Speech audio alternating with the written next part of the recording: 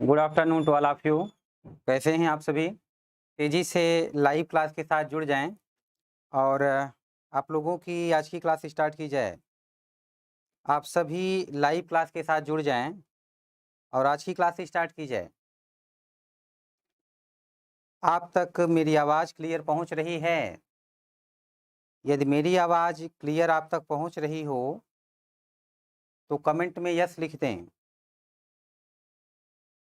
आप सभी मुझे सुन पा रहे हैं?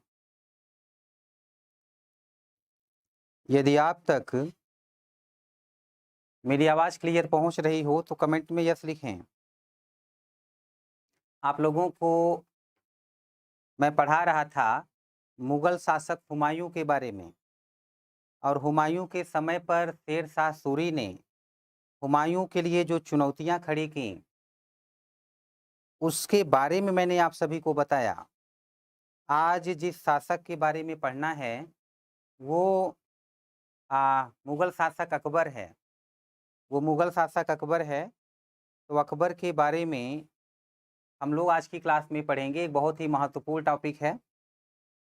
बहुत से क्वेश्चन यहाँ से आते हैं। आप जानते हैं जितने भी मुस्लिम शासक भारत में रहे उन सब में ये एकमात्र शासक है जिसे महान कहा जाता है। अकबर महान किन कारणों से कहा जाता है ये आप लोगों से डिस्कस करूंगा मैं। आप लोगों को समझाने का प्रयास करूंगा और आप सभी समझने का प्रयास करिएगा। तो आप तक मेरी आवाज़ क्लियर पहुंच रही हो तो कमेंट में यस लिख दें। मुझे आपका कमेंट अभी तक दिखाई नहीं पड़ा। अच्छा ठीक है, अभी आपका कमेंट देख पा रहा हूं मैं। हाँ ठीक है, आप लोग मेरी आवाज़ क्लियर सुन पा रहे हैं। काफ़ी देरी से मैं ही आपका कमेंट नहीं देख पा रहा था। तो चलिए आगे बढ़ते हैं। आज जिस मुगल शासक के बारे में पढ़ना है वो है मुगल शासक अकबर। किस कारण से यह शासक महान कहा गया, क्या चुनौतियां थी इसके सामने, क्या किया इसने, इन सभी बातों पर विस्तार पूर्वक चर्चा करूंगा मैं। देखिए, अकबर का जन्म जिन हालातों में हुआ उससे तो आप परिचित हैं। बचपन से ही जिन चुनौतियों का अकबर को सामना करना पड़ा उन चुनौतियों से आप परिचित नहीं होंगे। कैसे परिचित हो सकते हैं? अकबर का बचपना जिन हालातों में गुजरा शायद ही वैसा बचपना किसी का गुजरा हो। आपको याद होगा किले की दीवार पर उल्टा लटकाया गया था ये। मतलब अगर एक छोटा सा गोला भी उधर फट जाता तो बचपन में ही कहानी समाप्त हो गई होती। इसके पिताजी इसको लेकर के जगह जगह भागते रहते थे अपने दुश्मनों से बचने के लिए। तो जाहिर सी बात है कि किसी स्कूल में एडमिशन तक कराने का अवसर नहीं मिला होगा। अब आपको लग रहा होगा कि सर मजाक के मूड में है। बिल्कुल नहीं, मैं मजाक से भी क्लास में मजाक नहीं करता, कॉन्सेप्ट समझाता हूँ। आप जानते हैं मुगलों में सबसे अशिक्षित मुगल शासक जो था वो अकबर था। अंगूठा छाप था, बिल्कुल पढ़ा लिखा नहीं था। ये जो अकबर था ये सबसे अशिक्षित मुगल शासक था, मोस्ट इलिटरेट मुगल किंग। जिस समय अकबर 13 वर्ष कुछ महीने का था, जिस समय अकबर 13 वर्ष कुछ महीने का था, मैं आपको बताऊं उसी समय इनके पिता हुमायूं की डेथ हो गई। उसी समय इनके पिता हुमायूं की डेथ हो गई। और जिस समय हुमायूं की डेथ हुई 1556 ईस्वी की बात है। अकबर के बारे में चर्चा कर रहे हैं हम लोग। समय है 1556 ईस्वी से लेकर के 1605 ईस्वी तक, 1605 एडी तक। मैं आपको बता दूं इनका पूरा नाम है जलालुद्दीन जलालुद्दीन मोहम्मद अकबर। जलालुद्दीन मोहम्मद अकबर।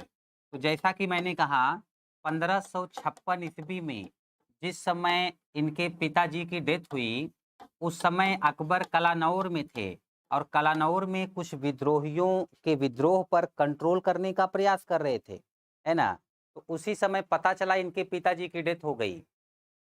वहीं पर मिर्जा अबुल कासिम को बुलाकर मिर्जा अबुल कासिम को बुलाकर अकबर का संरक्षक था उस समय पर बैरम खान। बैरम खान बैरम खान का अकबर के साथ होना वैसे ही था जैसे बाहुबली का बचपन हो और उनके साथ में हो कटप्पा, बेहद ईमानदार संरक्षक। बैरम खान ने मिर्जा अबुल कासिम को बुला करके अकबर का राज्याभिषेक करवा दिया। उस समय अकबर 13 वर्ष कुछ महीने का था। मैं आपको बता दूं, भारत में सबसे कम उम्र में जो मुगल शासक बना था उसका नाम था अकबर। सबसे कम उम्र का जो मुगल शासक था उसका नाम था अकबर। वैसे आप लोग बता सकते हैं सबसे कम उम्र का मुगल शासक कौन बना था? सबसे कम उम्र का मुगल शासक कमेंट करके जरा बताएं। देखता हूं किसका किसका कॉमन सेंस अच्छा है। कौन इस प्रश्न का सही उत्तर दे सकता है? सबसे कम उम्र का मुगल शासक कौन था? या सबसे कम उम्र में मुगल शासक बनने वाला व्यक्ति कौन था? कमेंट करके बताएं। लोग अकबर लिख रहे हैं, नहीं बेटा, बाबर था। बाबर था, 11 वर्ष का था जब उसके पिताजी की डेथ हुई और वो शासक बना था। यदि पूछा जाए भारत में सबसे कम उम्र का बनने वाला मुगल शासक, तब आप अकबर कहेंगे। आप लोग यूपीएससी स्टेट पीसीएस के कंपटीटर हैं, कॉमन सेंस बहुत अच्छा यूज किया करिए। बट समस्या ये है कि अलग अलग स्टेट में जो बच्चे होते हैं वो फैक्ट पर इतना अधिक फोकस कर जाते हैं कि कॉन्सेप्ट से फोकस हटा लेते हैं, कॉमन सेंस से फोकस हटा लेते हैं। पता चला मेहनत बहुत करते हैं बट इजी इजी क्वेश्चन गलत करके आते हैं, और यही कारण है जो सफलता में देरी लगती है। तो ऐसा मत करिए, कम से कम पढ़िए, सॉलिड पढ़िए, वो पढ़िए जो बहुत महत्वपूर्ण है। उसके बाद पूरी जिंदगी भर आप ज्ञानवर्धन करते रहिएगा, है ना। एग्जाम ओरिएंटेड पढ़ना है। भारत में पूछा जाए तो सबसे कम उम्र का मुगल शासक अकबर था, और भारत ना लिखा हो और पूछा जाए सबसे कम उम्र का मुगल शासक कौन बना था तो बाबर बना था, 11 वर्ष की अवस्था में बना था। मैं ये कहने का प्रयास कर रहा था कि ऐसे में अब अकबर शासक तो बन गया बट चुनौती बहुत बड़ी थी सामने। ये कलानौर में था, मतलब दिल्ली से बाहर था। इधर हुमायूं की डेथ हुई, और आप जानते हैं अभी 1556 ईस्वी में ही हुमायूं अपने विरोधियों को हरा करके शासक बना था। तो अभी सारे विरोधी शांत नहीं हुए थे। और इसी समय की बात है, एक व्यक्ति है जिसका नाम था हेमराज। हेमराज को ही हेमू कहा जाता था, हेमू कहा जाता था।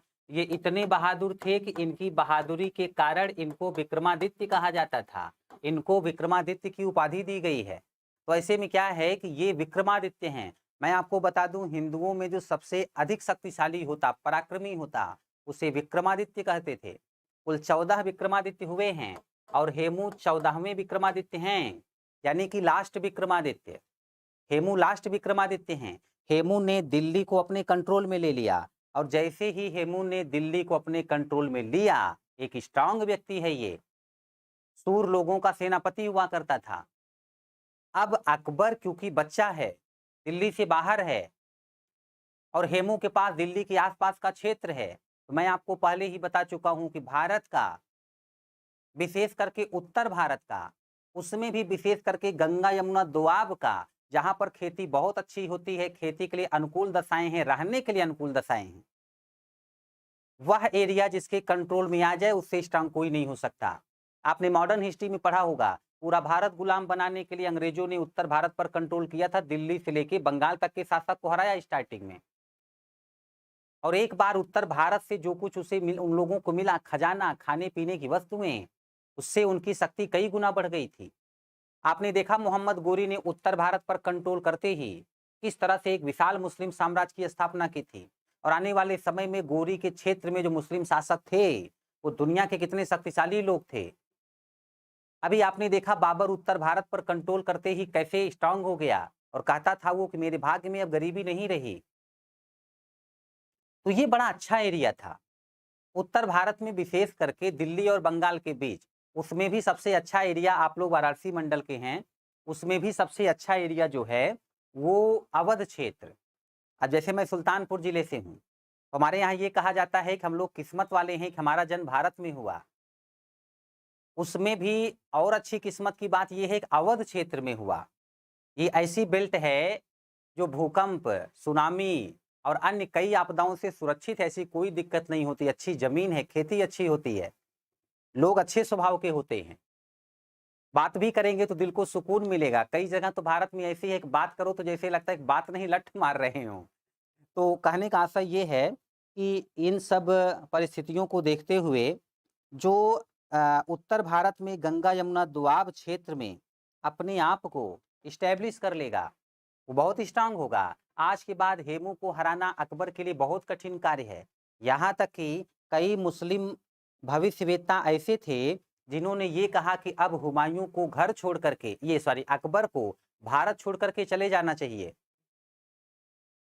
अकबर को भारत छोड़ के चले जाना चाहिए, नहीं तो अकबर की किस्मत खराब है और ऐसा लग रहा है कि अकबर बेमौत मारा जाएगा, अकबर बेमौत मारा जाएगा। तो भविष्यवेत्ता कह रहे थे कि अकबर भारत से चला जाए, इसी में अकबर का भला है, वरना भविष्य देखने वाले बता रहे थे कि अकबर का आने वाला समय बहुत ही खराब है ना? लेकिन आप जानते हैं किस्मत के भरोसे वही बैठता है जो अकर्मण्य होता है, जिसमें कुछ करने का जज्बा ना हो। यहाँ कंडीशन अलग है, सामने अकबर है और अकबर बचपन से ही चुनौतियों का सामना किया था, है ना?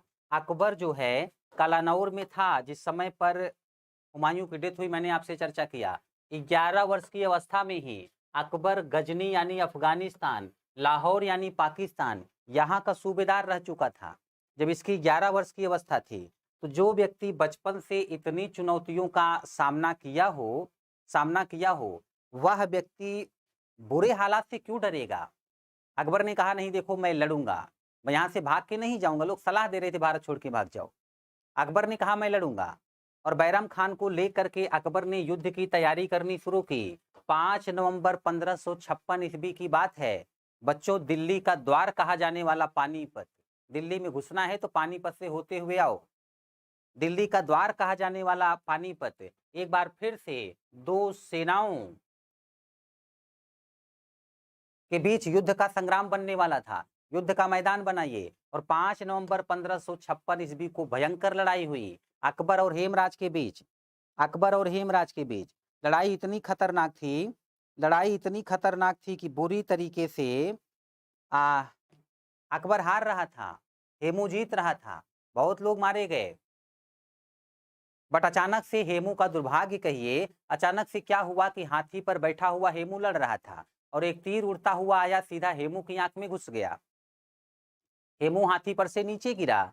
भारत में एक बड़ी समस्या ये थी कि यदि शासक घायल हो जाए, मारा जाए, तो सेना बहुत तेजी के साथ भाग खड़ी होती थी। ये भी कोई देखने नहीं जाता था कि क्या पता शासक जीवित हो या जीने की कुछ संभावना हो। हेमू हाथी से गिरा नहीं कि बाकी सैनिक भाग खड़े हुए। अकबर ने हारा हुआ युद्ध जीत लिया।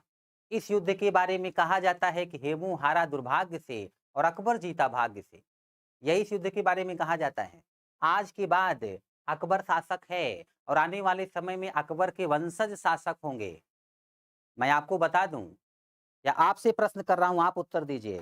भारत में दिल्ली का लास्ट हिंदू रूलर कौन था? कमेंट करके बताएं। दिल्ली का अंतिम हिंदू शासक कौन था? कमेंट करके बताएं। दिल्ली का अंतिम हिंदू शासक कौन था? कमेंट करें।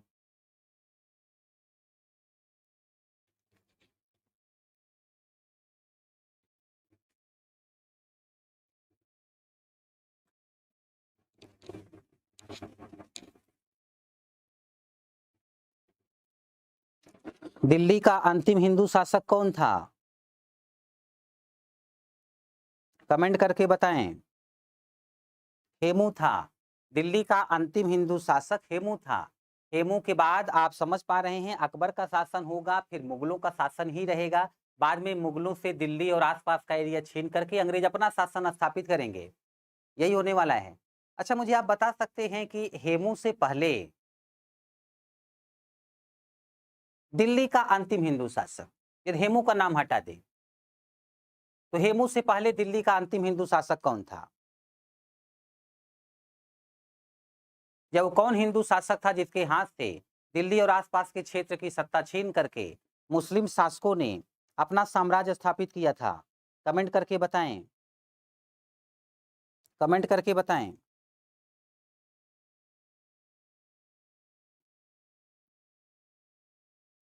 मराठा लिख रहे हैं।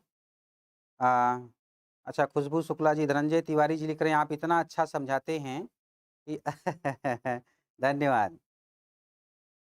एक बच्चा लिख रहा है राजा दाहिर।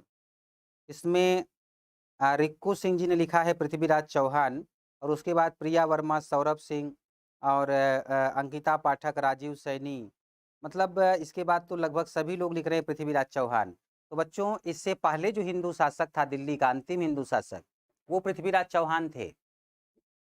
पृथ्वीराज चौहान थे। तो यहाँ से क्या हुआ कि ऐसे में अब अकबर के हाथ में सत्ता आ गई। लेकिन अभी क्या है कि अकबर की उम्र बहुत कम थी।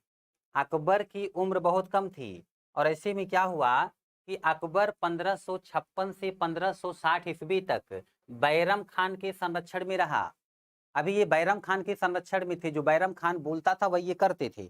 बैरम खान बोलता बैठ जाओ बेटा तो ये बैठ जाते। लेकिन क्या हुआ कि बैरम खान का प्रभाव स्थापित होता देख करके कुछ लोग बैरम खान से जलने लगे। उसमें मुगल परिवार की कुछ महिलाएं भी थी, महामनगा, जीजी अनगा, ऐसी बहुत सारी महिलाएं। अकबर सुन्नी था, बैरम खान शिया था। आरोप ये लगा कि बैरम खान शियाओं की नियुक्ति महत्वपूर्ण पदों पर कर रहा है, महत्वपूर्ण पदों पर कर रहा है। तो ऐसे में क्या हुआ कि बैरम खान के खिलाफ अकबर को भड़काया गया और अकबर ने बैरम खान से सारी पावर छीन ली, सारी पावर छीन ली। बैरम खान नाराज हो गया। बैरम खान को लगा कि एक बार कम से कम बताया तो होता, कुछ तो सम्मान करते। यदि मैं इनको धोखा देना चाहता तो 13 वर्ष के थे ये कलानौर में, वहीं पर तलवार निकालकर 2-4 बार लेफ्ट राइट घुमा देता, इनकी कहानी क्लियर हो जाती। मैंने ईमानदारी से इस बच्चे की रक्षा की, हमसे सारी पावर ही छीन ली, बहुत बड़ा अपमान था ये। बैरम खान नाराज हो गया। यहाँ तक कि बैरम खान और ये अकबर के लोगों में एक युद्ध भी हुआ 1560 ईस्वी में, तिलवाड़ा का युद्ध। और मैं आपको बताऊं बैरम खान पराजित हुए। बैरम खान को पकड़ करके लाया गया अकबर के सामने। अकबर को बचपना याद था अपना, और अकबर इमोशनल हुआ। उसने बैरम खान से कहा कि देखो मैं आपके सामने 3 ऑप्शन रखता हूँ, आप जो चाहें एक्सेप्ट कर सकते हैं। या तो मेरे पर्सनल एडवाइजर बन जाइए, व्यक्तिगत सलाहकार, या मालवा और चंदेरी की सूबेदारी ले लीजिए, या तो भारत छोड़ के जाइए, मक्का मदीना धर्म का कार्य करिए, उम्र हो गई आपकी। अब आप किसी को बड़ा पद दे करके फिर छोटा पद ऑफर करें, ये उसका अपमान होता है। बैरम खान को बहुत बुरा लगा। बैरम खान ने कहा भारत में नहीं रहूंगा, मक्का मदीना जाऊंगा मैं। ना तो आपका सलाहकार बनना है ना सूबेदारी चाहिए हमें। बैरम खान जा रहा था मक्का मदीना। पर क्या है कि बैरम खान जब हुमायूं के साथ था, जब अकबर के साथ था, उसके दुश्मन बहुत से हो चुके थे, उसके बहुत से दुश्मन हो चुके थे, है ना। तो क्या हुआ कि ऐसे में दुश्मन उसके बहुत थे और बैरम खान को लोग जान से मारना चाहते थे। पर क्योंकि अब तक बैरम खान अकबर के साथ था, बड़ा शक्तिशाली था, आज अकेला पड़ चुका था। रास्ते में ही कुछ लोगों ने बैरम खान की हत्या कर दी। हत्यारे बहुत ही उदारवादी थे, अच्छे दिल के थे ऐसा लगता है, क्योंकि हत्यारों ने बैरम खान की पत्नी सलीमा बेगम और उनके बेटे रहीम को अकबर के पास सकुशल भिजवा दिया। अकबर दिल का और अच्छा था, उसने बिना देरी किए हुए सलीमा बेगम से शादी कर ली और रहीम दास को बोल दिया होगा कि बेटा कोई टेंशन मत लो, आज से मुझे ही पापा बुलाना। अब ऐसे ही नहीं महान कहा जाता है ये शासक। बैरम खान की विधवा सलीमा बेगम से अकबर ने शादी कर ली और उसके बच्चे को अपना समझिए नाम दे दिया। आज के बाद एक योग्य पिता को एक योग्य बेटा मिला, योग्य बेटे को योग्य पिता मिला। बिकॉज मैं जिस रहीम की बात कर रहा हूं, ही वाज अब्दुल रहीम खाने खाना, और उन्हीं को आप लोग रहीम दास के नाम से जानते हैं। क्या गजब के हिंदी के दोहे लिखते थे। कहने का आशय ये है कि अब क्या हुआ, ऐसे में जो अकबर है उसने सलीमा बेगम से शादी कर ली। और आप लोग जानते हैं विवाह के बाद जिंदगी में क्रांतिकारी परिवर्तन आता है। आपको भले ना परिवर्तन दिखे लेकिन अन्य लोगों को दिख जाता है। कितने लोग तो आरोप लगाते हैं कि शादी के बाद बदल गए, आप तो किसी को पहचान ही नहीं रहे। कंडीशन ऐसी होती है कि आपके दोस्त तक आपको कहेंगे आप बदल गए, आप सोचेंगे भाई क्या बदल गया, मैं पहले जैसा ही तो हूँ, पहले से कहीं अधिक जिम्मेदार हूँ, क्या बदल गया। लोग ऐसे ऐसे आरोप आप पर लगाएंगे, कुछ दिनों में आप शांत हो जाएंगे, गंभीर रहने लगेंगे। फिर आरोप और पुष्ट करते हुए लोग बोलेंगे कि देख रहे हो अब तो इतना बोलता भी नहीं है इंसान, शादी के बाद बदल गया।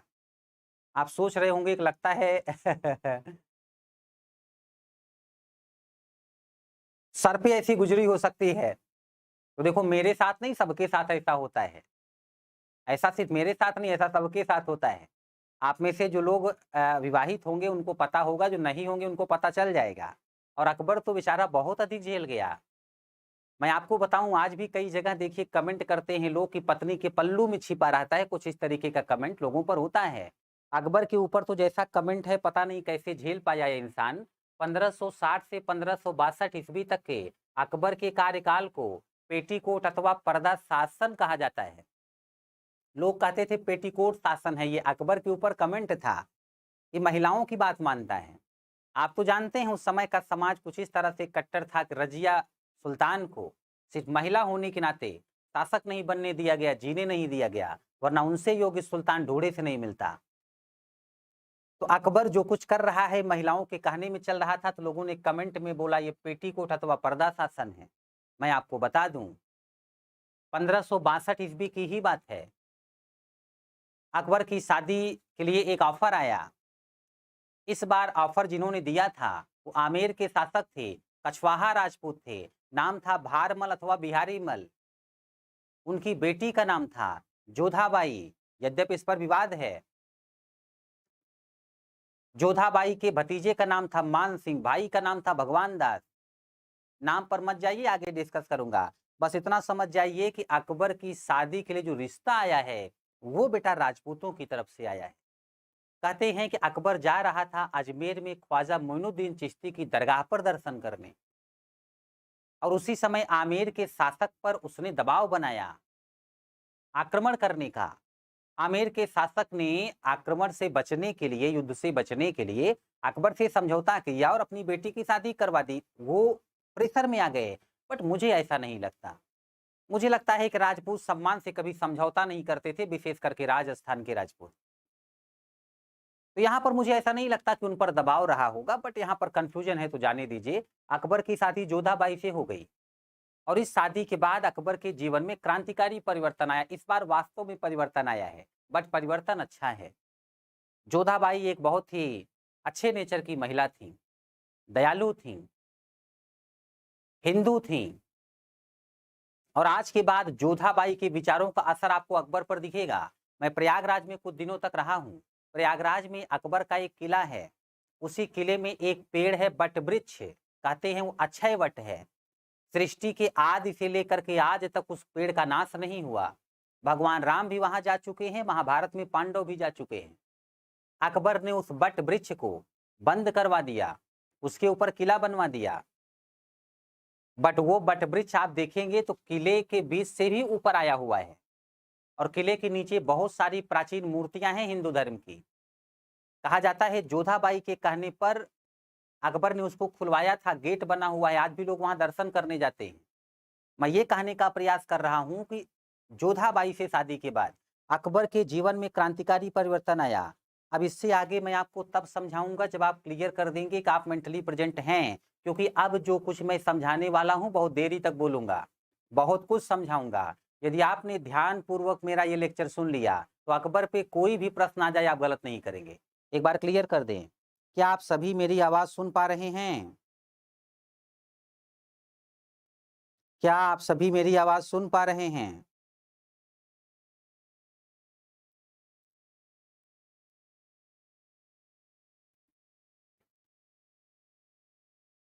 मैं इस बार थोड़ी देर तक बोलूंगा, आप लोग धैर्यपूर्वक सुनेंगे। अब बीच में नो कमेंट और इमोशन भी नहीं। जो कुछ मैं बोलूंगा आप लोगों को धैर्यपूर्वक सुनना पड़ेगा। आप लोगों को धैर्यपूर्वक सुनना पड़ेगा।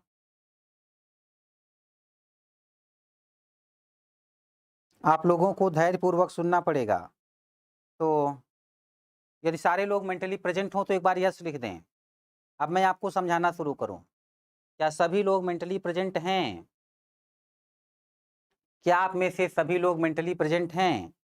मानसिक रूप से उपस्थित हों तो एक बार यस लिख दें। चलिए, मुझे लगता है आपका कमेंट मैं नहीं देख पा रहा आज। मुझे लगता है आप लोग मेंटली प्रेजेंट होंगे। मैं देरी तक बोलूंगा, ध्यान पूर्वक सुनते रहिएगा। कोई समस्या आएगी तो फिर जब डाउट पूछूंगा तो बता दीजिएगा। 1562 ईस्वी में अकबर की शादी जोधाबाई से हुई। मैं आपको बता दूं, जोधाबाई मतलब राजस्थान की राजकुमारी। जोधाबाई का मतलब राजस्थान की राजकुमारी। वो राजस्थान की राजकुमारी थी। राजस्थान यानी कि राजपूत, है ना? तो राजपूत राजकुमारी हैं, जोधाबाई राजपूत हैं। तो ऐसे में आप समझ सकते हैं, आप इस मैप को ये ध्यान से देखें, तो भारत में जो राजस्थान है, आज तक आप लोग अच्छी तरह से जानते हैं कि राजस्थान के राजपूत शासक मुस्लिम शासकों को कड़ी चुनौती देते रहे हैं, कड़ी चुनौती देते रहे हैं।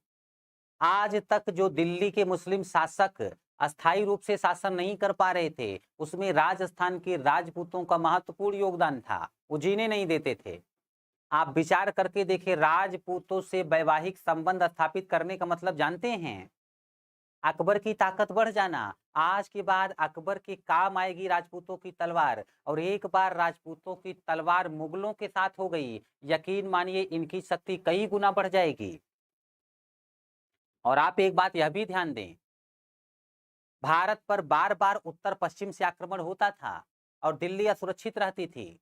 सोच करके देखो, यदि राजस्थान और इसके ऊपर पंजाब वगैरह का एरिया और वहां के लोग अकबर के सपोर्टर बन जाएं, तो ये जरूरत पड़ने पर सुरक्षा पंक्ति का काम कर सकते हैं कि नहीं? अकबर को बचा सकते हैं कि नहीं? किसी भी विदेशी आक्रमणकारी से अकबर खुद को सुरक्षित महसूस कर सकता है कि नहीं? और आप यह भी जानते हैं कि पंजाब राजस्थान के इस क्षेत्र के लोग बड़े शक्तिशाली भी हुआ करते थे। अकबर ने ना सिर्फ राजपूतों से वैवाहिक संबंध स्थापित किया, राजपूतों की तलवार का अच्छा उपयोग किया। आने वाले समय में आप देखना, अकबर का मुख्य सेनापति होगा जोधाबाई का भतीजा मान सिंह। यहाँ तक कि लोहे को लोहा काटता है। यदि राजस्थान का कोई भी राजपूत अकबर के लिए चुनौती बना, तो अकबर जाए ना जाए, वो राजपूतों को भेजेगा। राजपूत से राजपूत लड़ा तो लोहे को लोहा काटेगा।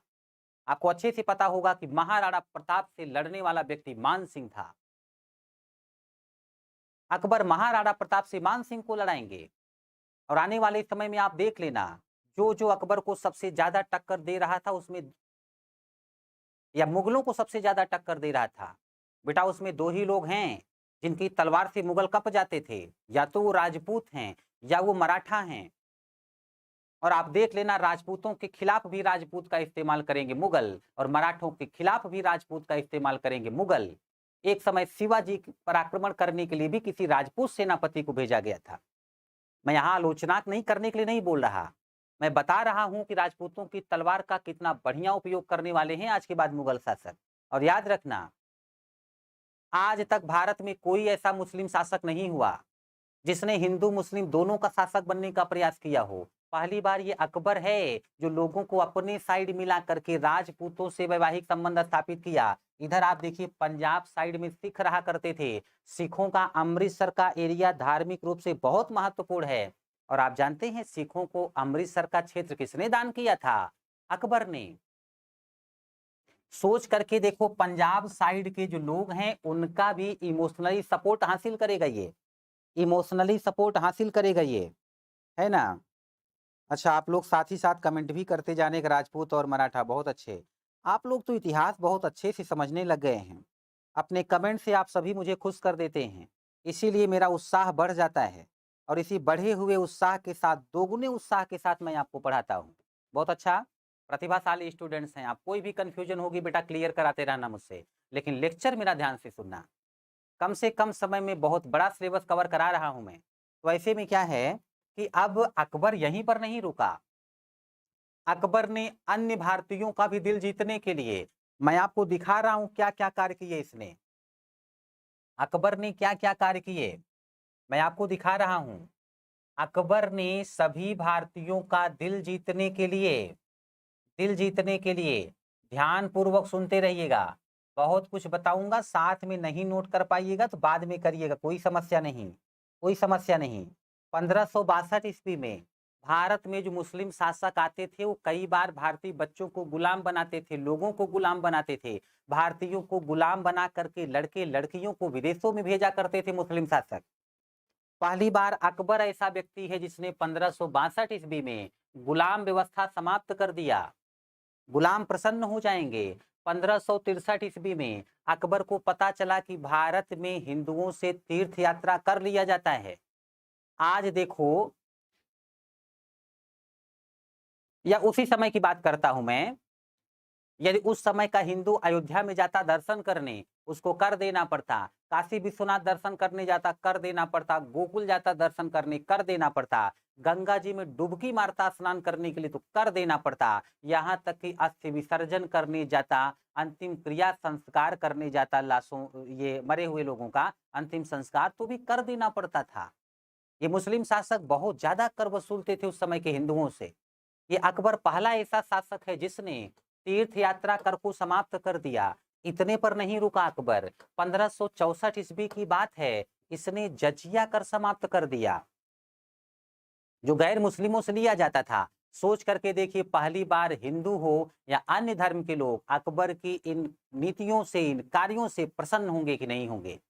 अकबर ने सभी लोगों को मिलाने का प्रयास किया। इसीलिए मैंने कहा कि अकबर पहला ऐसा शासक है जो हिंदू मुस्लिम या अन्य धर्म के लोगों को मिलाने का प्रयास किया। अभी ध्यानपूर्वक सुनते जाइएगा क्या क्या करेगा ये। 1575 ईस्वी में अकबर ने इबादत खाना की स्थापना की।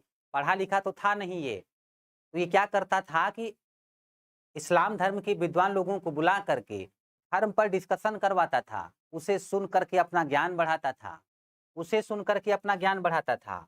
अकबर ने जब इबादत खाना की स्थापना की, तो मैं आपको बता दूं, थोड़े समय बाद अकबर के सामने एक समस्या खड़ी हो गई, और वह समस्या ये थी, इस्लाम धर्म में दो लोग रहते हैं, शिया और सुन्नी। मैं आपको बता चुका हूं, शिया और सुन्नी में थोड़ा मतभेद था। इबादत खाना में बात बात पर शिया तलवार निकाल के सुन्नियों को कहते थे कि छोड़ेंगे नहीं आपको हम। सुन्नी तलवार निकाल करके कहते आप लोग गलत बात करते हो, बेकार की बातें करते हो, हम आपको नहीं छोड़ेंगे। आज तक शिया सुन्नी के बीच में लड़ाई होती है। अकबर त्रस्त हो गया। अकबर ने कहा, भाई लोग, मैं पढ़ा लिखा नहीं हूं, बट एक बात नहीं समझ पा रहा। शिया कह रहे हो सुन्नी गलत, सुन्नी कह रहे हो शिया गलत, दोनों मिलकर कह रहे हो बाकी सब गलत, तो सही कौन?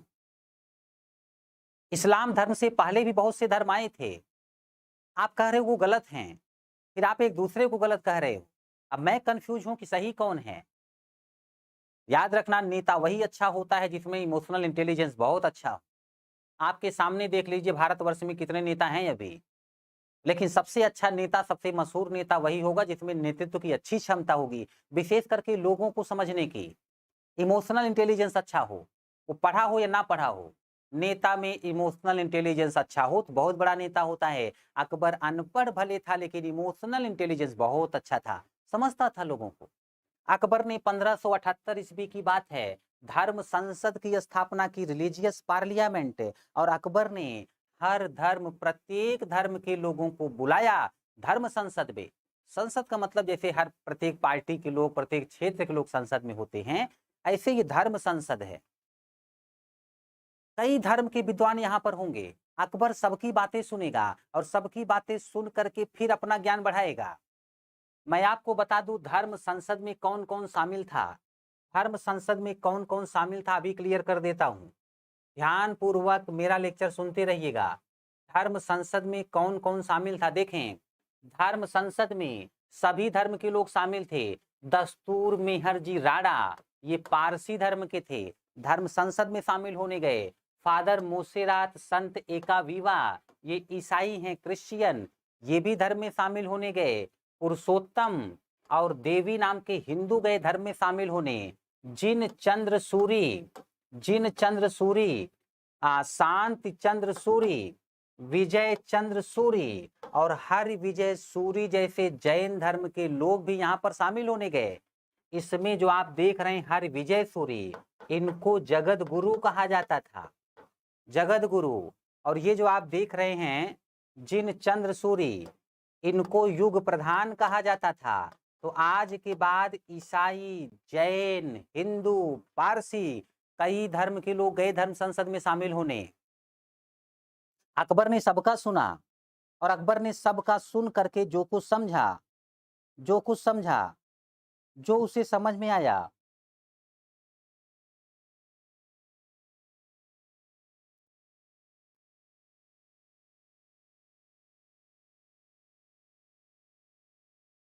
चलिए अभी आप लोग के कमेंट लूंगा मैं। पहले जो मैं समझा रहा हूं ध्यान से सुनिए, बहुत देरी तक बोलने वाला हूं मैं। बहुत महत्वपूर्ण टॉपिक आपसे डिस्कस कर रहा हूँ। ध्यान पूर्वक सुनते रहिए बस। तो क्या हुआ कि अकबर ने कई धर्म के लोगों को धर्म संसद में बुलाया, और मैं आपको बता दूं कि अकबर जो है इसने सबकी सुनी। 1579 ईस्वी में मजहरनामा शुरू किया इसने, ये भी फरमान की तरह है, एक आदेश है जिसको लोगों को मानना पड़ेगा, अचूक आज्ञा पत्र है ये। 1582 ईस्वी में अकबर ने सभी धर्म को सुना, उसे हर धर्म सही लगा, प्रत्येक धर्म के लोग सही लगे। तो उसने क्या किया, प्रत्येक धर्म से कुछ ना कुछ ले करके अपने दिमाग से एक नया धर्म बना लिया, उसका नाम है दीन-ए इलाही। और दीन-ए इलाही अकबर का अपना धर्म है। आप सोच करके देखें, ये राजनीति के भी प्रमुख बन गए, धर्म के भी। अब इनके शिष्य थे बहुत सारे। अकबर का धर्म जो स्वीकार करता था उसको धन, जीवन, सम्मान, धर्म चारों अकबर को समर्पित करना पड़ता था। इतने समर्पण के लिए तो पति पत्नी 7 फेरों के समय पर भी तैयार नहीं होते, इतने वचन नहीं लिए जाते। धन, जीवन, सम्मान, धर्म सब कुछ अकबर को दे दो, बचा क्या। बीरबल एकमात्र हिंदू थे जिन्होंने इनका धर्म स्वीकार किया था। 4000 से ज्यादा इनके समर्थक हो गए। 1583 ईस्वी में अकबर ने एक कैलेंडर की शुरुआत की थी, इलाही संवत। अब इतना विचार करके देखें, कुछ भी हो, अकबर ने हर प्रकार के, हर संप्रदाय के, हर धर्म के, भारत के अलग अलग लोगों का समर्थन, सहयोग हासिल किया कि नहीं। इससे अकबर की शक्ति कई गुना बढ़ जाएगी कि नहीं। अकबर की शक्ति कई गुना बढ़ गई। अकबर ने लोगों को मिला जुला करके चलने के लिए, देख लीजिए, इसकी नीति थी 16 कुल, सभी लोगों को सुलह समझौते से लेकर के साथ में चलना, ये इसकी पॉलिसी थी। मैं आपको बताऊं, ये पहला ऐसा व्यक्ति है जिसने झरोखा दर्शन की शुरुआत की। दरअसल उस समय पर टेलीविजन या रेडियो तो था नहीं कि आप अपने मन की बात या दिल की बात शेयर करने के लिए लोगों के संपर्क में आ सकते हैं किसी माध्यम से। उस दौर में ये सब सुविधाएं नहीं थी। अकबर लोगों के टच में आना चाहता है, इसके लिए इसने झरोखा दर्शन शुरू कराया। जैसे अमिताभ बच्चन कभी कभी अपने विंडो से हाय हेलो करते हैं भीड़ से, कुछ ऐसा ही मामला है। इसने झरोखा दर्शन शुरू कराया, लोगों को दान किया करता था, तुला दान, तराजू में एक फिक्स वजन के बराबर, मतलब अ, तौल करके उसका दान करवाता था। यह ऐसा व्यक्ति है, यह ऐसा व्यक्ति है जिसने अपने आप को स्ट्रांग बनाने के लिए, आप जानते हैं भारत में एग्रीकल्चर पर टैक्स था और एग्रीकल्चर का कोई भरोसा नहीं था।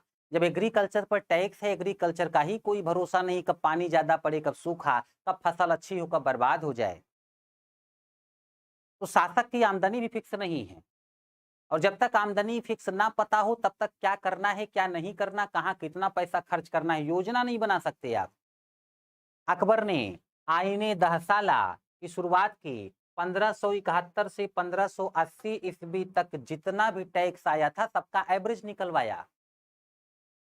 मेरी बातों को अभी ध्यान पूर्वक सुनिएगा, इसके बाद मैं आप सभी के कमेंट लूंगा। ध्यान पूर्वक मेरी बातें सुनते जाइएगा। कोई भी कंफ्यूजन होगी बिना क्लियर किए क्लास नहीं छोड़ूंगा मैं। ध्यान से सुनते रहिए। इस व्यक्ति ने 10 साल का टैक्स का एवरेज निकलवाया, इसीलिए 10 साला कहा जाता है। 10 साल, आईने 10 साला। आज के बाद इसको अपनी आमदनी का भी पता चल जाएगा, इसकी शक्ति बढ़ेगी। यहाँ तक कि इसके समय में कौन कौन से क्षेत्र थे इसका भी पता इसने लगवाया कि अच्छी जमीन कहाँ है, खराब जमीन कौन सी है। 4 प्रकार की जमीन का इसने पता लगवाया था। एक है पोलज, जहां प्रतिवर्ष खेती होती थी। दूसरा है परती, 1 या 2 वर्ष छोड़कर खेती होती थी। तीसरा है चाचर, 3 या 4 वर्ष छोड़कर खेती होती थी। चौथा है बंजर, 5 या 6 वर्ष छोड़कर खेती होती थी। आज भी उत्तर प्रदेश में परती और बंजर शब्द यूज होता है। यहाँ तक कि इसने यह तक पता लगा लिया कि 3 प्रकार के किसान थे भारत में। देखिए, मैंने कहा ना इमोशनल इंटेलिजेंस, इमोशन में आकर के जनता का भला करने के चक्कर में तो फिरोज शाह तुगलक बर्बाद हो गया था। आप जनता का भला करिए और अपनी ताकत बढ़ाते रहिए, उससे कोई समझौता मत करिए, तभी आप अस्थायी रूप से भारत पर शासन कर सकते हैं। और बेटा आप लोग तो स्मार्ट हैं, ये मैं पहले ऐसे मुस्लिम शासक की बात कर रहा हूँ जो 49 साल तक शासन किया था। 49 साल तक कुतुबुद्दीन ऐबक का वंश 4 साल में कंप्लीट खत्म ही हो गया। इल्तुतमिश का वंश लगभग 55 साल। 55 साल में कितने शासक आए गए? इल्तुतमिश, रुकनुद्दीन फिरोज शाह, रजिया मुइजुद्दीन, बहराम शाह, अलाउद्दीन मसरूफ शाह, नासरुद्दीन महमूद शाह, फिर बलबनी वंश 25 साल में। बलबन, कैकुवाद, क्यूमर्स आए और गए। खिलजी वंश 30 साल मात्र। जलालुद्दीन खिलजी, अलाउद्दीन खिलजी, कुतुबुद्दीन मुबारक शाह खिलजी, नासरुद्दीन खुसरो शाह। 50 साल में तो कितने शासक आकर के चले जाते थे। अकेले 49 साल तक शासन किया है अकबर ने। और इतना ही नहीं, कुल मिला जुला के लगभग 300 साल तक सल्तनत काल में कितने वंश ने शासन किया। यहाँ अकेले 300 साल से ज्यादा शासन होगा मुगलों का भारत में। अकबर का ही समय ले लो, 1556 ईस्वी तक तो यही था। 1556 के बाद ये 1605 ईस्वी, 1556 ईस्वी में शासक बना। 1556, 1656, 1756, 1856, 300 साल तक। अकबर के समय से गणना करो तो मुगलों का प्रभाव रहेगा भारत में। 1857 लास्ट मुगल रूलर बहादुर शाह जफर। ये अकबर की विशेषता है।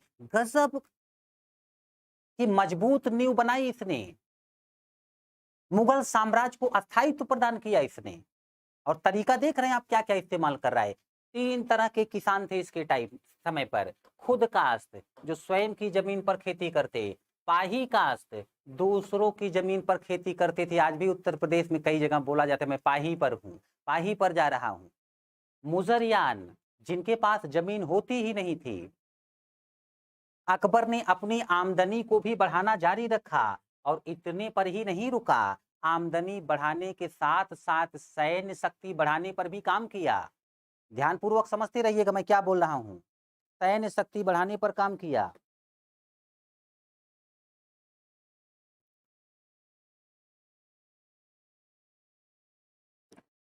अच्छा, वीडियो स्टॉप हो गई है।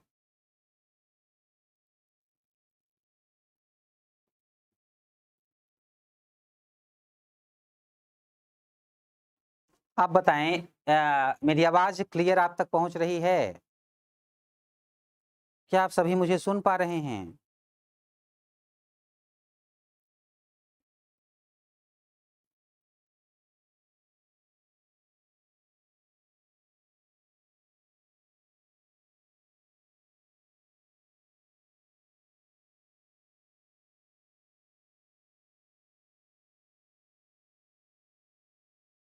काफी देरी से वीडियो रुकी हुई थी और मैं इमोशनल हो रहा हूं टॉपिक पर ही।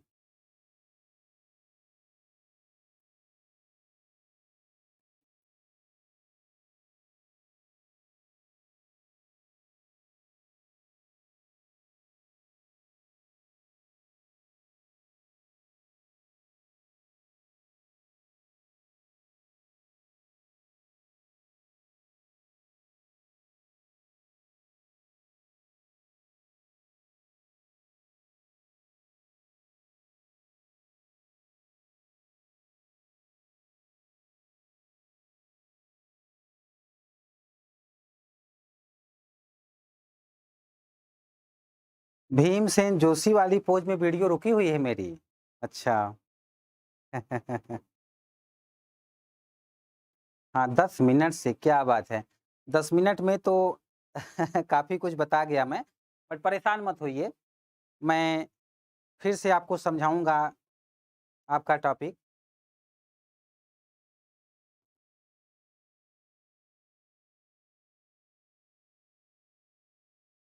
अभी बताएँ, आवाज़ आ रही? क्या अभी आप लोग मुझे देख पा रहे हैं? क्या अब वीडियो सही चल रही है? मेरी आवाज़ जा रही थी तो यही बहुत है। आ, आप लोग मुझे सुने अब तक तो आप लोग मुझे समझने लग गए होंगे। मुझे लगता है मेरी आवाज़ ही काफ़ी रही होगी, बट परेशान ना हो, जहाँ से वीडियो रुकी थी वहाँ से फिर से समझाऊँगा। अभी बताएँ वीडियो चली? अभी भी नहीं चली? लगता है नेटवर्क इश्यू होगा।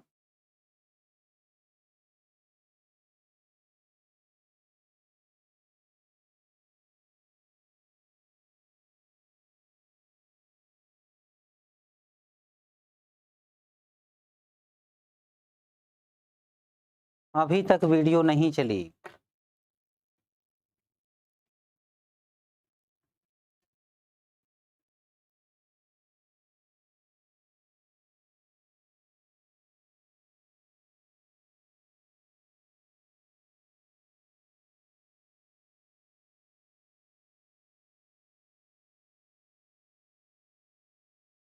सुचित जी लिख रहे हैं, जी बहुत देर से आप रुके हुए हैं। नहीं, मैं नहीं रुका, मैं नहीं रुका, वीडियो रुक गई है। मैं एक बार समझाते हुए रुकता कहाँ हूँ, जब तक आप लोगों को कॉन्सेप्ट क्लियर ना समझा दूँ। पर क्या करूँ, ऑनलाइन क्लास के साथ ये समस्या होती है। एक तो मैं इमोशनली समझाता हूँ।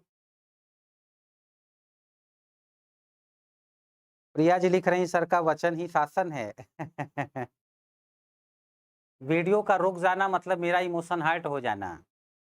तो ये मेरे साथ भी समस्या है।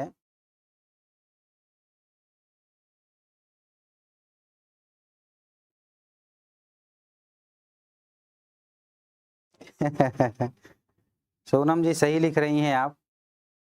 धनंजय जी लिख रहे हैं 5G नहीं है क्या सर?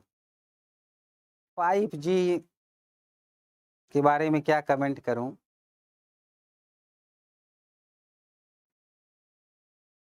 धीरज कुमार जी लिख रहे हैं, सर आप नेताजी लग रहे हैं। हम सारे भारतीय नेता होते हैं। नेतृत्व की का गुण तो हमारे यहाँ बचपन से पाया जाता है हम लोगों में। तो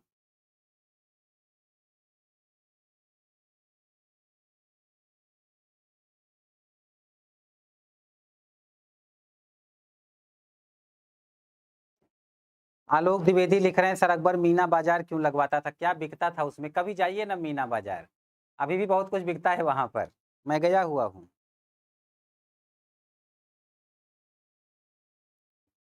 दीपक गोस्वामी जी लिख रहे हैं, सर आप इमोशनल शब्द रोज 100 बार बोलते होंगे, क्या करूं? भारतीयों में इमोशन मरता जा रहा है। मैं बोल बोल कर इस शब्द को ऑक्सीजन देना चाहता हूं कि जीवित रहे इमोशन।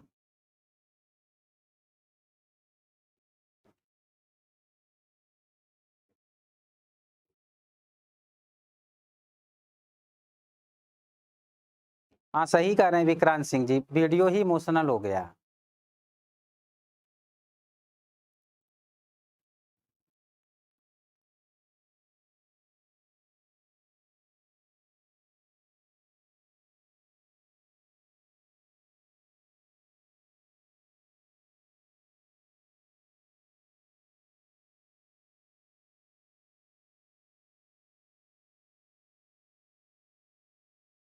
बीनू पांडे जी लिख रहे हैं, सर टॉपिक को कैसे इंटरलिंक करते हैं बताइए। आप लोग तो मेरी शैली देखते देखते समझ गए होंगे कैसे टॉपिक को लिंक किया जाता है। संजय वर्मा जी अब देखिए आगे क्या होता है, मैं समझाऊंगा।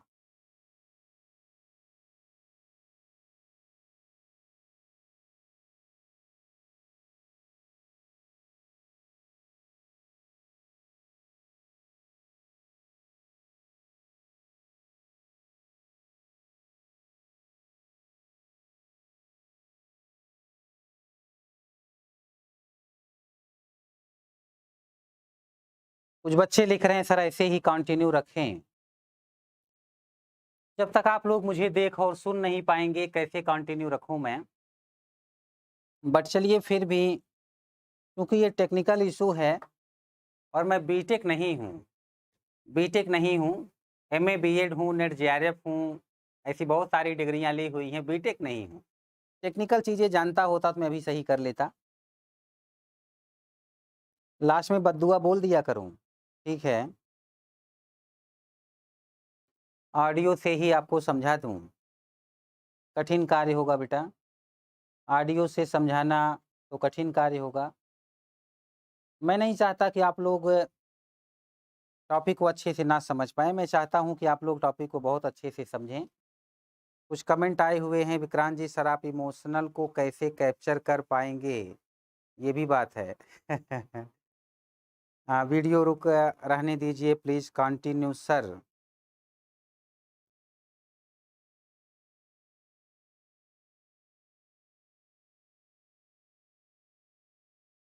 हाँ, ये कमेंट बड़ा बढ़िया है। अविनाश मौर्य जी लिख रहे हैं, सर हम लोग इमोशनली कनेक्ट हैं।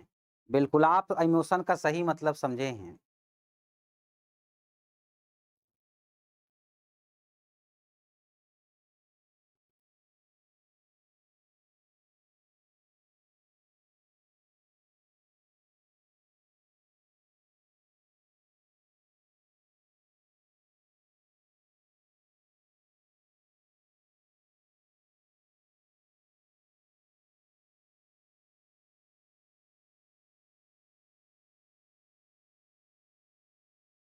क्या अभी तक सही नहीं हुआ?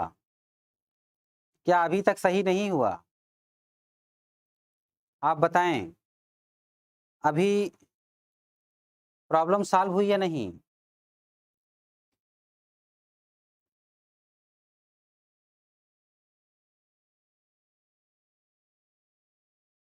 क्या अभी तक प्रॉब्लम सॉल्व नहीं हुई?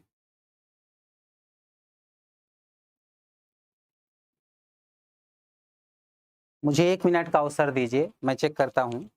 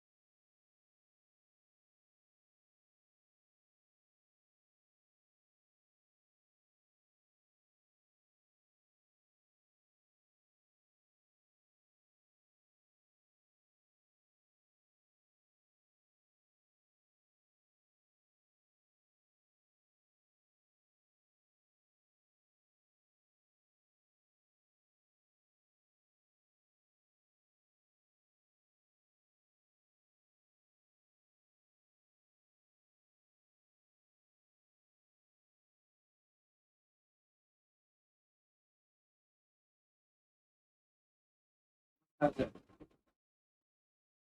तो ये वीडियो रुकी हुई है मेरी, कब नहीं हुई?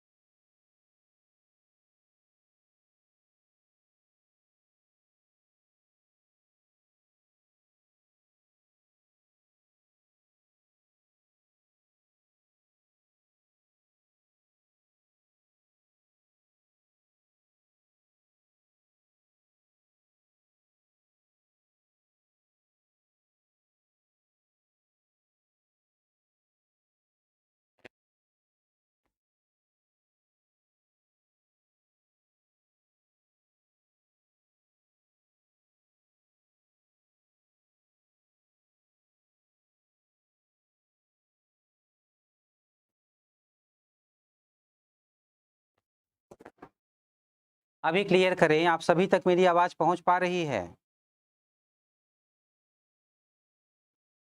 क्या आप लोग मुझे सुन पा रहे हैं? एक बार क्लियर कर दें, वीडियो सही चल रही है या नहीं?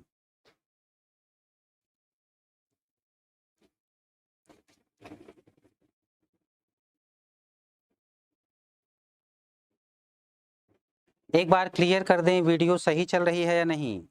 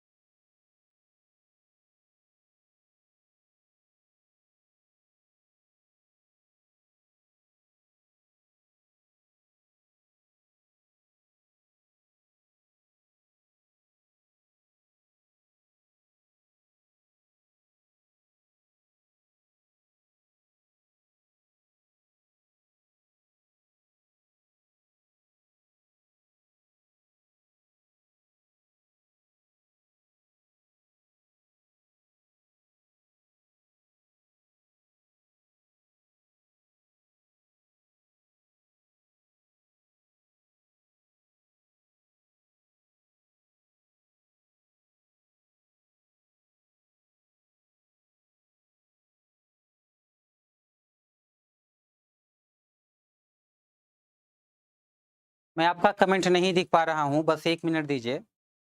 मुझे पता नहीं चल पा रहा कि आप तक मेरी आवाज़ पहुँच रही है या नहीं, या आप लोग मुझे देख पा रहे हैं या नहीं।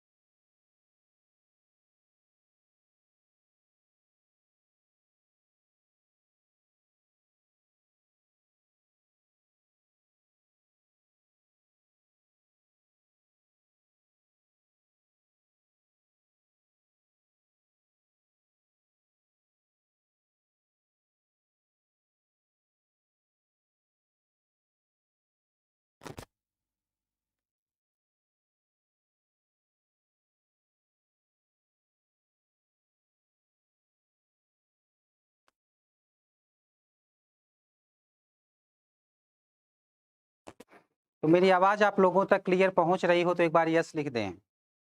मेरी आवाज़ क्लियर आप तक पहुँच रही है? आवाज़ और वीडियो दोनों सही है, ठीक है।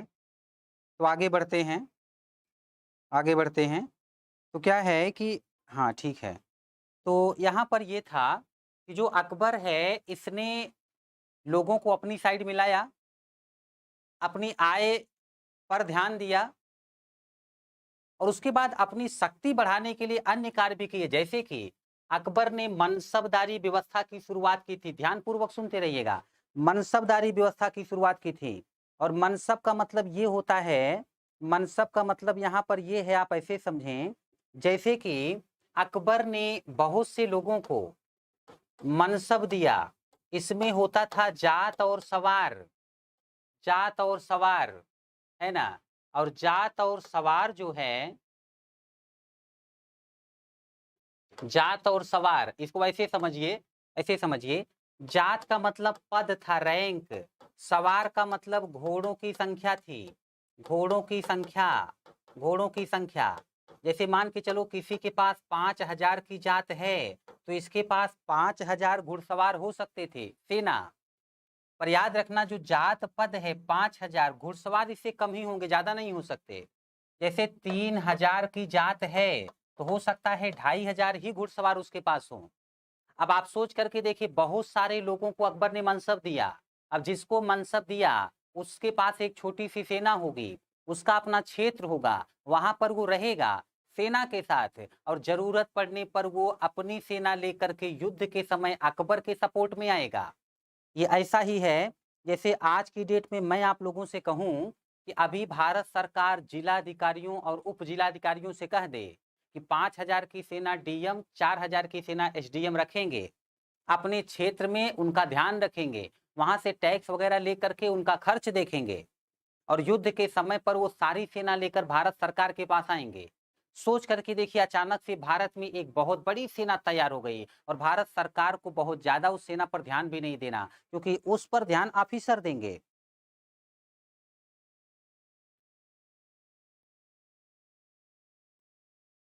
अच्छा,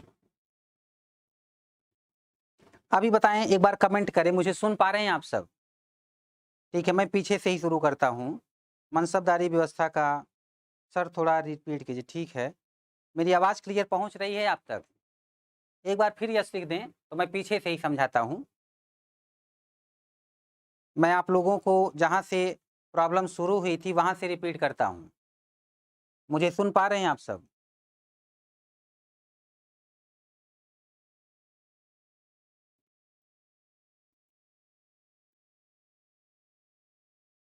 क्या आप सभी मुझे सुन पा रहे हैं?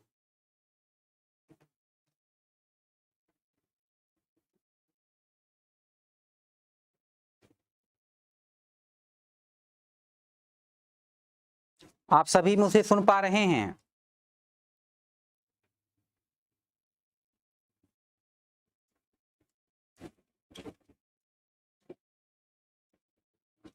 चलिए मैं रिपीट करता हूँ, मैं रिपीट करता हूँ जहाँ से प्रॉब्लम शुरू हुई थी।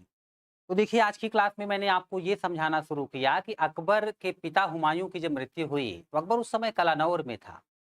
यद्यप कलानौर में ही बैरम खान ने उसका राज्याभिषेक करवाया, वो शासक बन गया।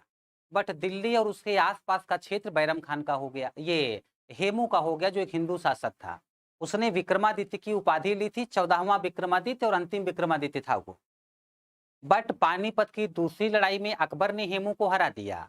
उसके बाद अकबर का संरक्षक बैरम खान और अकबर दोनों शासन करने लग गए। 4 साल तक ऐसा चला।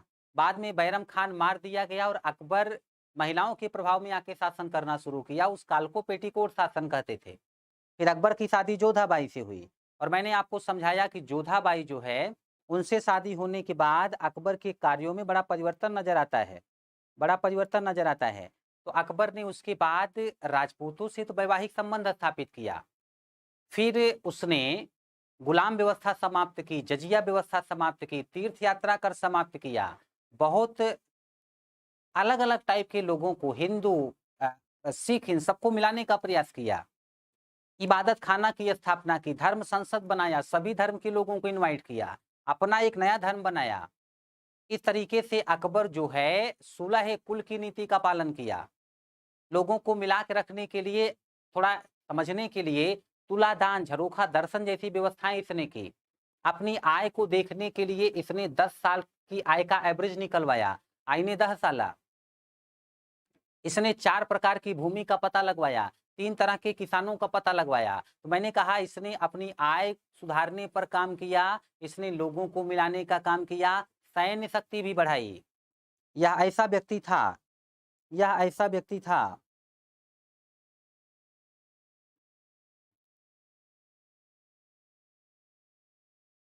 हाँ, ये ऐसा व्यक्ति था अकबर, जिसने मनसबदारी व्यवस्था की शुरुआत की। बहुत लोगों को इसने मनसबदार बनाया, मतलब ऑफिसर समझ लो। और जिसको ये ऑफिसर बनाएगा, मान के चलो 5000 का मनसबदार बना दिया, तो 5000 के मनसबदार के पास 5000 की सेना रहेगी। 3000 का मनसबदार किसी को बनाया, उसके पास 2500 की सेना रहेगी। नया नया सिस्टम है ये।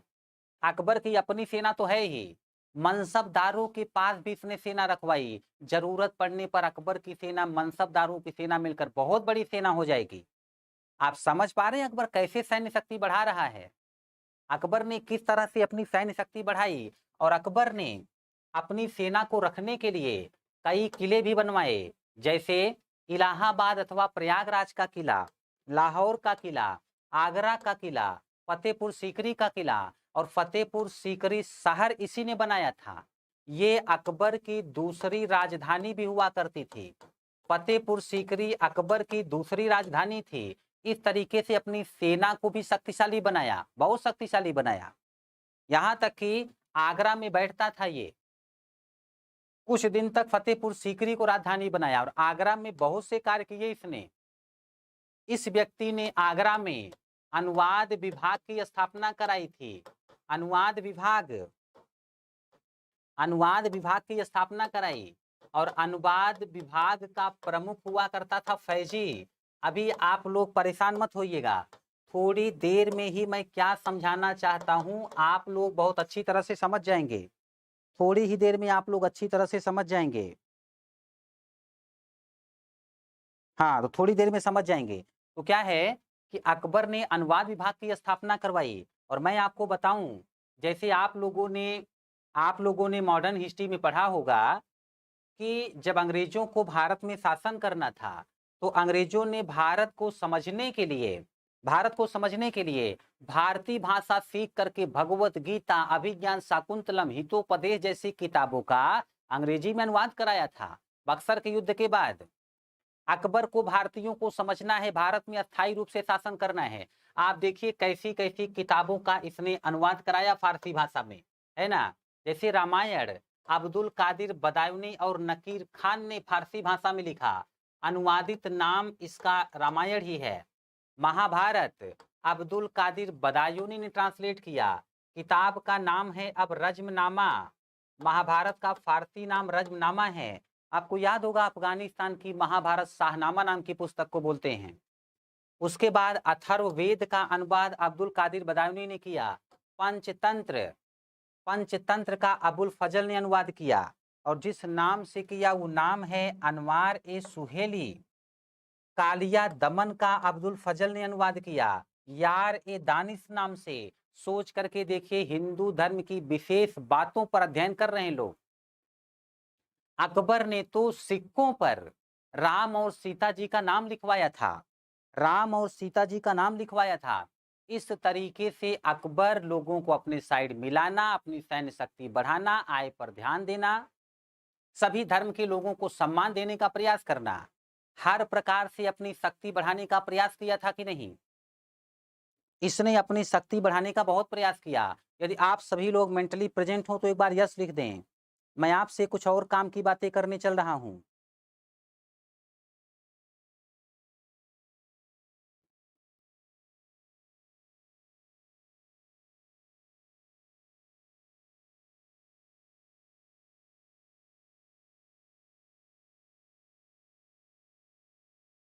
ठीक है, मेरी आवाज आप सभी सुन पा रहे हैं। बेटा, पॉलिसी पर मैंने डिस्कस किया था। इसकी पॉलिसी थी 16 कुल की नीति। 16 कुल की नीति पर चलता था, ये अकबर की नीति थी। और भी जो पॉलिसी थी उस पर मैंने चर्चा की, जैसे कि झरोखा दर्शन देता था, तुला दान करता था, इस तरीके से। तो बातें तो हो गई। अभी जो कुछ समझाना चाहता हूँ वो समझिए, नहीं समझ में आएगा फिर से समझाऊंगा। तो अकबर ने अपनी सैन्य शक्ति बढ़ाने के साथ साथ, आप देखिए, भारत के कई क्षेत्रों पर आक्रमण भी किए। भारत के कई क्षेत्रों पर आक्रमण किए। मैं क्षेत्र का नाम लूंगा और आप लोग दिमाग में लोकेशन समझने का प्रयास करना, किस क्षेत्र पर उसने आक्रमण किया। 1561 ईस्वी में अकबर ने मालवा और चुनार पर अटैक किया। 1562 ईस्वी में मेड़ता और आमेर पर अटैक किया। 1564 में गोंडवाना पर अटैक किया, वहां की रानी हुआ करती थी दुर्गावती। 1567 ईस्वी में चित्तौड़ पर आक्रमण किया, यहाँ पर 2 सेनापति मारे गए थे, जयमल, फतेह सिंह अथवा फत्ता। ये 2 सेनापति मारे गए, बहुत से लोग मारे गए। अचानक से रात्रि होने वाली थी, तब अटैक था अकबर का। प्रायश्चित करने के लिए आगरा किले के बाहर जयमल और फतेह सिंह फत्ता की मूर्ति बनवाई थी, इतने घोड़े पर बैठे हुए। 1569 ईस्वी में रणथंभौर और कालिंजर पर अटैक किया इसने। 1570 ईस्वी में मारवाड़, बीकानेर, जैसलमेर पर अटैक किया। 1572 में गुजरात पर, 73 ईस्वी में गुजरात पर, 75 में ये 1574 ईस्वी है बेटा बिहार में। 1575 ईस्वी है बंगाल पर अटैक किया इसने। 1575 ईस्वी। 1576 में चित्तौड़ के साथ हल्दी घाटी का युद्ध हुआ। परेशान मत होना, ये बातें अभी और क्लियर करूंगा मैं। इसके बाद 1579 में पेशावर पर, 1581 काबुल, 1586 कश्मीर, 1590 ईस्वी सिंध खानदेश, 1591 ईस्वी उड़ीसा, 1595 ईस्वी अहमदनगर बलूचिस्तान कंधार, 1601 ईस्वी असीरगढ़। आप देख रहे कितने अधिक आक्रमण हैं इसके। चलिए आपको यही आक्रमण मैं मैप पर दिखाता हूं, तब आप कुछ समझने की स्थिति में होंगे। देखें, जैसे ये हो गया भारत। अकबर का आक्रमण देखिए, इस व्यक्ति ने दिल्ली से 1561 ईस्वी में आक्रमण करना शुरू किया। मालवा चुनार जानते हैं, उत्तर प्रदेश साइड। 1562 ईस्वी में मेड़ता आमेर राजस्थान साइड। 1564 ईस्वी में गोंडवाना। 1567 ईस्वी में चित्तौड़ राजस्थान की तरफ। 1569 ईस्वी रणथंभौर राजस्थान, कालिंजर उत्तर प्रदेश की तरफ। 1570 ईस्वी मारवाड़ पर अटैक किया। बीकानेर जैसलमेर राजस्थान पर।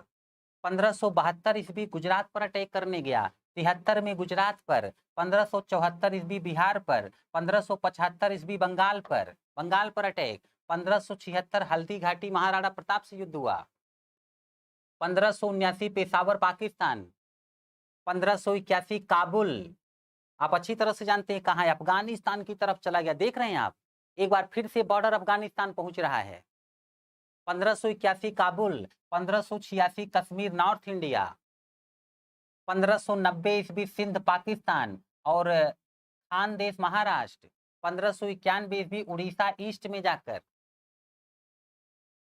1595 ईस्वी अहमदनगर साउथ इंडिया महाराष्ट्र, बलूचिस्तान पाकिस्तान की तरफ, 1601 ईस्वी असीरगढ़ महाराष्ट्र की तरफ।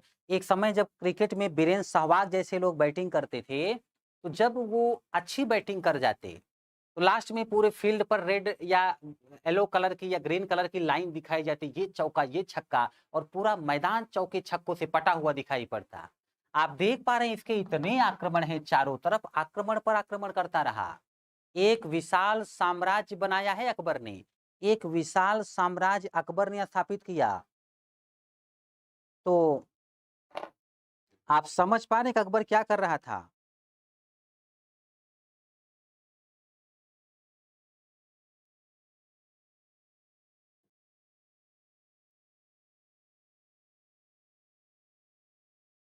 हाँ बिल्कुल Priya ji. Sir Indian map लीजिए। अच्छा इंडिया के मैप पर समझाऊं?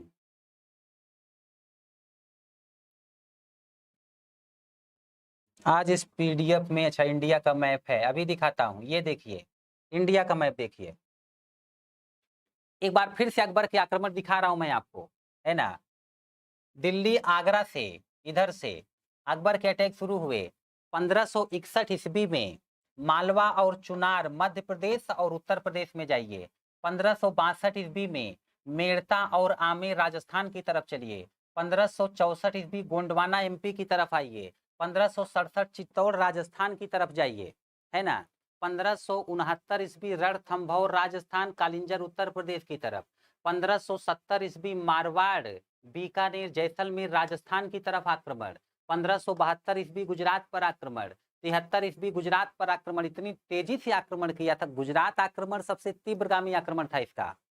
इसी गुजरात की विजय की याद में, फतेह की याद में फतेहपुर सीकरी शहर इसने बनवाया। वहीं फतेहपुर सीकरी में बुलंद दरवाजा भी है। तो क्या हुआ कि 73 में गुजरात, 74 में गया बिहार पर अटैक करने, 75 में गया बंगाल पर अटैक करने, 76 में राजस्थान के साथ हल्दी घाटी का युद्ध, 1579 ईस्वी में पेशावर पर अटैक किया, 1581 ईस्वी में काबुल पर अटैक किया, 1586 में कश्मीर पर अटैक किया, 1590 ईस्वी सिंध पर अटैक करने गया, सिंध और खानदेश महाराष्ट्र की तरफ। 1591 ईस्वी उड़ीसा पर अटैक किया। 1595 ईस्वी अहमदनगर, अहमदनगर, है ना, बलूचिस्तान पाकिस्तान की तरफ। उसके बाद 1601 ईस्वी असीरगढ़ महाराष्ट्र की तरफ। तो आप देख करके समझ गए होंगे, बाबर हुमायूं उत्तर भारत में रहे थे, शेर शाह सूरी उत्तर भारत में रहा था। जैसे कभी अलाउद्दीन खिलजी साउथ इंडिया में घुसा था, पहला मुस्लिम शासक, ऐसे मुगलों में अकबर है जो साउथ इंडिया में घुसने लगा। और इसका टारगेट लूटना नहीं, साम्राज्य बनाना है। अकबर का साम्राज्य बहुत स्ट्रांग हो गया। इसको अपने पिताजी लोगों से 12 राज्य मिले थे, 12 सूबा, 3 इसने और जीत करके 15 राज्य बना लिए। इसके पास 15 राज्य हैं जहां पर इसने शासन किया, जहां पर इसने शासन किया।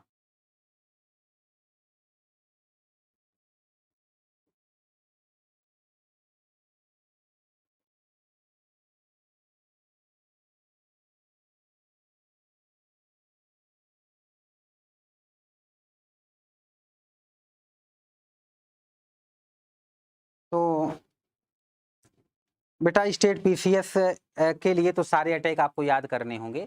ये अटैक आपको याद रखना है। तो बहुत सारे अटैक किया इसने, अपनी ताकत भी बढ़ाई। मैं आप लोगों से पहले ही कह चुका हूं कि जो बड़ा साम्राज्य बनाता था वो उस साम्राज्य में अपने सिक्के भी जारी करता था। और अकबर ने भारत में कई सिक्के भी जारी किए।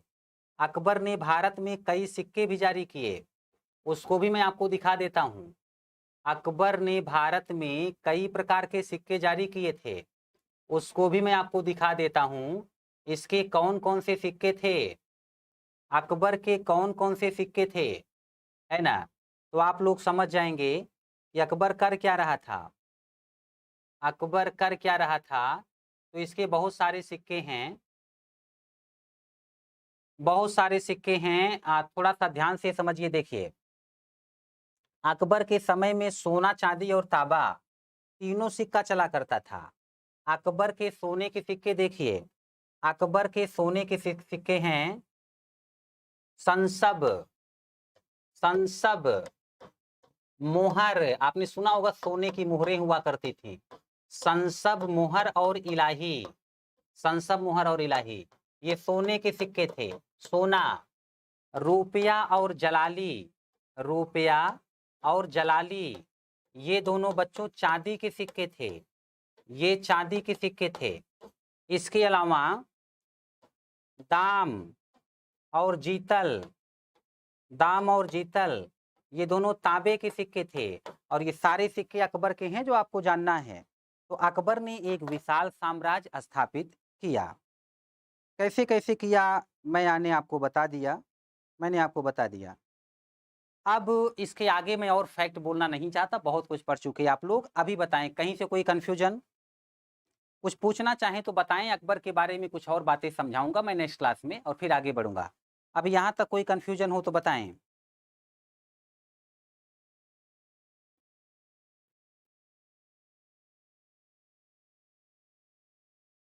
यहाँ तक कोई कंफ्यूजन है?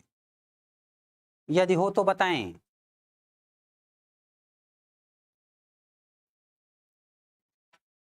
यहाँ तक कोई कंफ्यूजन हो तो बताएं।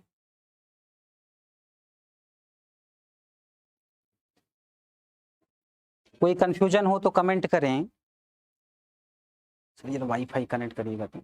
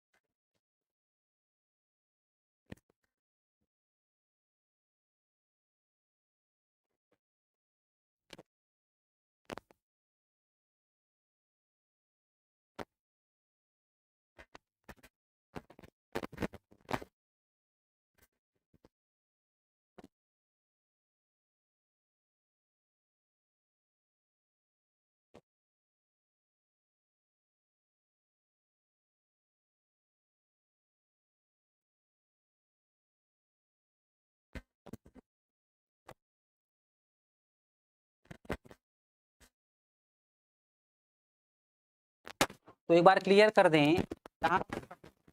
हाँ, यदि नहीं समझ में आया हो तो बताएं।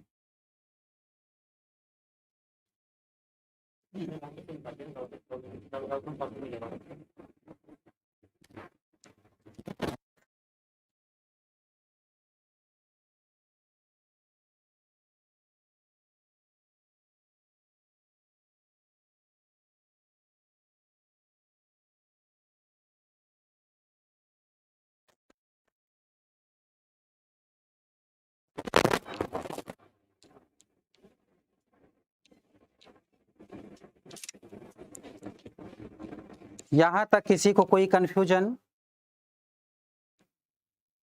हो तो बता दें। राम और सीता जी की आकृति अकबर के सिक्कों पर बनी हुई थी। मनसबदारी सिस्टम क्या था?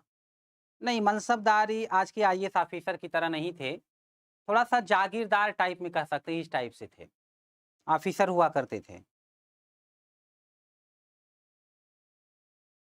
हाँ बिल्कुल, सीडीएस एग्जाम के लिए काफी है जो कुछ आप लोग पढ़ रहे हैं। विक्रांत जी उसकी अकबर की नीति के बारे में पूछ रहे हैं। ठीक है, नेक्स्ट क्लास में फिर ये क्वेश्चन करिएगा मेरे आते ही, तो मैं आपको अकबर की नीतियां समझा दूंगा। युद्ध का विस्तार कर दीजिए सर। बेटा इतने युद्ध हैं उसको याद करो, बहुत विस्तार में जाने की आवश्यकता नहीं है। बहुत कुछ ऐसा मत याद करिए जो आपके काम का ना हो। 2-3 युद्ध और उसके शासक को जानना है। युद्ध तो सब याद करना होगा, पूछा जाता है सीक्वेंस। बट गोंडवाना पर अटैक, रानी दुर्गावती, चित्तौड़ पर आक्रमण हुआ था जब जब हल्दी घाटी का युद्ध हुआ राणा प्रताप मान सिंह में। तो राणा प्रताप की सेना में एक मुस्लिम सेनापति था हकीम खान, उसके बारे में पूछा जाता है। मनसबदारी व्यवस्था का पहला प्रयोग अकबर।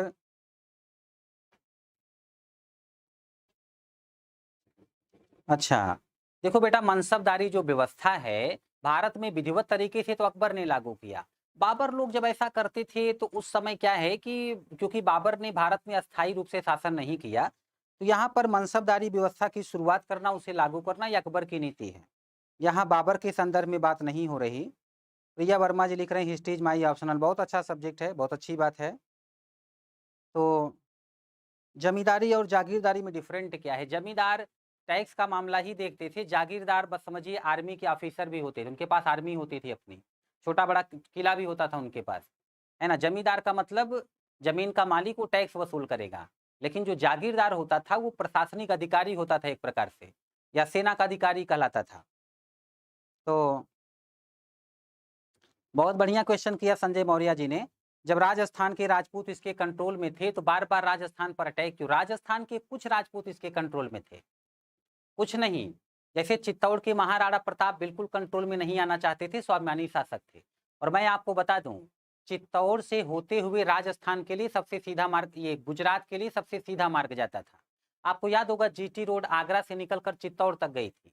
आप उसी रोड से चित्तौड़ से आगे बढ़कर गुजरात पहुंच सकते हैं। और गुजरात में बहुत अच्छा व्यापार होता था, विदेशी व्यापार करने आते थे, सोना चांदी लेकर आते थे। अकबर चाहता था गुजरात पर उसका डायरेक्ट कंट्रोल हो, इसीलिए वो चित्तौड़ को जीतने का बहुत प्रयास किया। चित्तौड़ को जीतने के बाद ही राजस्थान पर सीधा ये गुजरात पर सीधा कंट्रोल होता, इसीलिए चित्तौड़ जीतने के लिए उसने जान लगा दी। ये अलग बात है कि चित्तौड़ जीत नहीं पाए, फाइनली महाराणा प्रताप संघर्ष करते रहे। मैं इस बात पर भी डिस्कस करूंगा नेक्स्ट क्लास में। राजस्व व्यवस्था बताएं। अच्छा ठीक है, आप लोगों के कई क्वेश्चन हैं, मैं बात करूंगा, बट आज की क्लास में यहीं तक। नेक्स्ट क्लास में मैं आप लोगों को ज़्यादा समय दूंगा डाउट के लिए, फिर आप लोग मुझसे अपने डाउट क्लियर करा लीजिएगा। आज की क्लास में यहीं तक, मिलेंगे नेक्स्ट क्लास में।